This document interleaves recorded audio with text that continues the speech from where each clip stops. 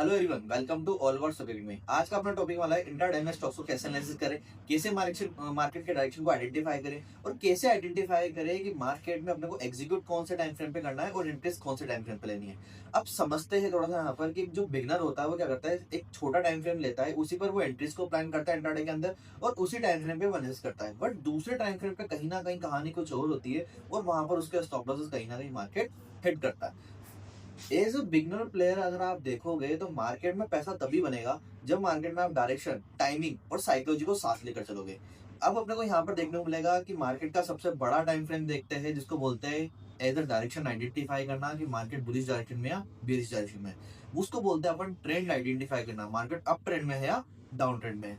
अपने को यहाँ पर तीन कैटेगरी में ट्रेंड देखने को मिलते हैं, प्राइमरी ट्रेंड, सेकेंडरी ट्रेंड और माइनर ट्रेंड। तीनों ट्रेंड को समझेंगे और तीनों ट्रेंड का मोटिव है क्या और उसके अंदर आपको क्या आइडेंटिफाई करना है, वो सब चीज अपन यहाँ पर डिटेल में देखेंगे। तो सबसे पहले ट्रेंड के ऊपर आते हैं primary trend. Primary trend is like weekly time frame और डेली टाइम फ्रेम। यहाँ पर आपको देखने को मिलता है कि मार्केट यहाँ से अप ट्रेंड में है या डाउन ट्रेंड में है। यही चीज आइडेंटिफाई करने के लिए कई बार मार्केट में क्या होता है कि बड़ा टाइम फ्रेम आपको दिखाता है कि मार्केट अप ट्रेंड में है, पर एज ए इंट्राडे ट्रेडर जो छोटे टाइम फ्रेम पे शिफ्ट होता है उसे एक डाउनफॉल वहां पर देखने को मिलता है, जबकि वो एक क्या एक करेक्शन है। इसी को अपन चार्ट पे आते हो समझते समझो। मार्केट में क्या है, मेरे पास यहाँ पर टाइटन का चार्ट है, डेली टाइम फ्रेम, मतलब अपन किसकी बात कर रहे हैं यहाँ पर, प्राइमरी ट्रेंड की बात कर रहे हैं। अब प्राइमरी ट्रेंड अपने को कैसे दिखना है कि मार्केट एक ट्रेंड में है, एक हाई लगाता है, मतलब प्रीवियसली कहीं से मार्केट ने एक रेजिस्टेंस पॉइंट ऑफ व्यू देखा होगा, वहां से मार्केट क्या कर रहा है, एक करेक्शन लेने आया है उसी एक सपोर्ट के जोन के ऊपर। बट यहाँ पर कहीं ना कहीं रिटेल ट्रेडर क्या सोच रहा है कि मार्केट एक नेगेटिव पॉइंट ऑफ व्यू में है और कहीं ना कहीं वो हर जगह एक शॉर्ट की प्लानिंग आइडेंटिफाई करने की कोशिश करेगा। या फिर अपन किसी स्विंग ट्रेडर की बात करें तो यहाँ पर शॉर्ट करने का प्लान करेगा कि market resistance point of view से नीचे आ रहा है। बट देखा जाए तो अपने को यहाँ पर जो बड़ा टाइम है वो साफ शो कर रहा है कि मार्केट अभी अप ट्रेंड में है। जब तक मार्केट इस सपोर्ट को नहीं तोड़ता तब तक मार्केट एक डाउन ट्रेंड में नहीं आ सकता। This was the major component जहां आपको समझना पड़ेगा कि मार्केट की डायरेक्शन कैसी है। अब आते हैं यहाँ पर सेकेंडरी ट्रेंड के ऊपर। Secondary trend is like 1 hour और 30 मिनट्स। 1 आवर और 30 मिनट्स आपको आइडेंटिफिकेशन करता है इंपॉर्टेंट रेजिस्टेंस और सपोर्ट मार्क करने के लिए, कि यहाँ पर आने के बाद अपने को एक इंपॉर्टेंट रेजिस्टेंस मार्क करना है, इंपॉर्टेंट सपोर्ट मार्क करना है, डिमांड मार्क करनी है, सप्लाई मार्क करनी है, कोई ब्रेक ऑफ स्ट्रक्चर्स बने हुए हैं तो वो मार्क करने हैं, कोई चेंज ऑफ कैरेक्टर्स बने हुए हैं तो वो अपने को यहाँ पर मार्क आउट करने हैं।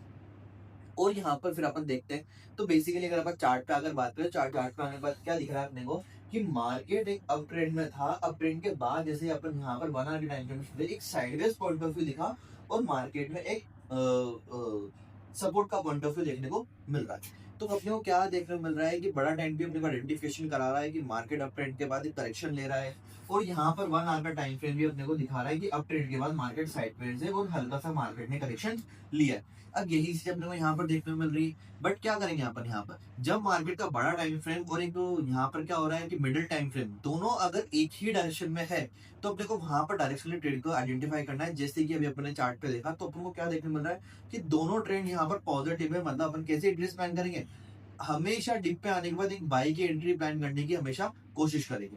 अब क्या हो रहा है, यही चीज अगर सपोर्ट पे दिखे तो पहली बार टच करा, दूसरी बार टच करा, मतलब सपोर्ट क्या हो रहा है, स्ट्रॉन्ग हो रहा है। तो थर्ड टाइम पे अपन कहीं ना कहीं एंट्री प्लान करने की कोशिश करेंगे। अपन सपोर्ट पे ऐसे नहीं मानेंगे कि पहले पॉइंट ऑफ व्यू मार्केट निकल रहा है तो सपोर्ट काम करेगा, दूसरी बार अगर मार्केट जहाँ रुक रहा है और तीसरी बार यहाँ पर आके रुक रहा है तो अपन काम करेंगे।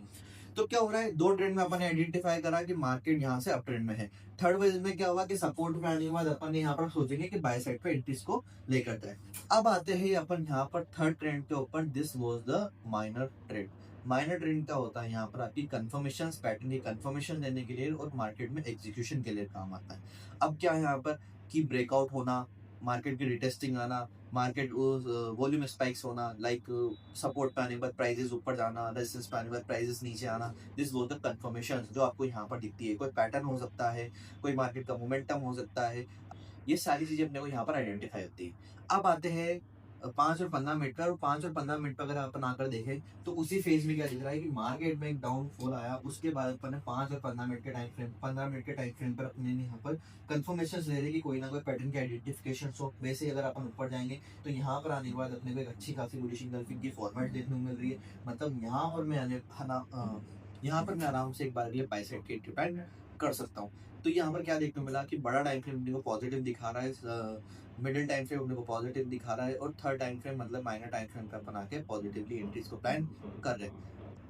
अब आते हैं और final end of the topic आता है। अब आते हैं फाइनल कंक्लूजन के ऊपर। अभी तक अपन ने बहुत बात करी और यहाँ पर अपन 3 ट्रेंड देखे, तीनों ट्रेंड को मिलाकर अपने को यहाँ पर क्या देखने को मिलता है कि डे टाइम फ्रेम दिखाता है आपको मार्केट की डायरेक्शन की, मार्केट अप ट्रेंड में है या डाउन ट्रेंड में है। वैसे ही अपन जब मिडिल टाइम फ्रेम पे आते हैं, मतलब 1 आवर के टाइम फ्रेम पे आते हैं, तो यहाँ पर आपको इंपॉर्टेंट रेजिस्टेंस सपोर्ट मार्क करने होते हैं, जबकि डेली टाइम फ्रेम पे इंपॉर्टेंट हाई लोज मार्क करने होते हैं। 5 मिनट के टाइम फ्रेम पे होता है अपना एग्जीक्यूशन जोन, जहां पर अपन एग्जीक्यूट करते हैं एंट्रीज को, जहां पर अपन कंफर्मेशन लेकर मार्केट के डायरेक्शन में एंट्रीज को अप्लाई करते हैं।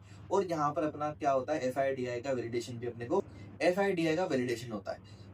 अगर मार्केट में बड़ा टाइम फ्रेम आपको यहाँ पर पॉजिटिव सिग्नल दे रहा है और छोटा टाइम फ्रेम आपको नेगेटिव सिग्नल प्रोवाइड कर रहा है, लाइक मिडिल टाइम फ्रेम आपको नेगेटिव सिग्नल प्रोवाइड कर रहा है, तो वहां पर कोशिश करो कि एंट्रीज को अवॉइड करो, मार्केट की डायरेक्शन में आप काम करने की कोशिश करो। कभी भी मार्केट की डायरेक्शन में रिवर्सल्स के पॉइंट ऑफ व्यू में मार्केट में reversal point of view market में काम करने की कोशिश नहीं करनी है। ऐसे किसी टॉपिक पर अगर आपको वीडियो चाहिए तो कमेंट करिए, नेक्स्ट वीडियो कंपल्सरी आपको उस टॉपिक पर मिलेगी। Thank you.